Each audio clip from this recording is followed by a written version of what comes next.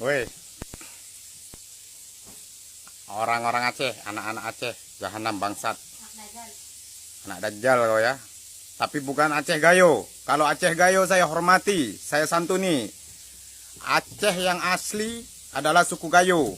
Kau yang Aceh koar-koar nih, yang aku merdeka, anak Gam, kau bukan asli Aceh lah. Kau itu keturunan Bangla.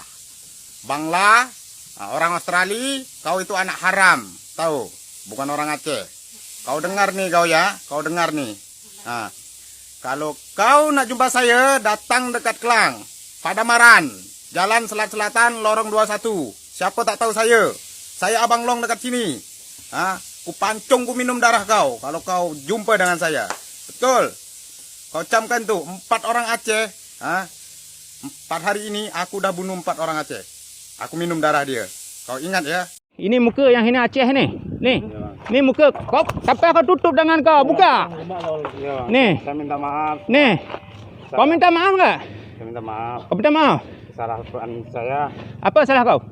karena saya mengucap Mengucap apa? ke satu orang tapi Mengucap apa? Kau cakap muka babi itu mana? Ini muka babi kau. Kami hargai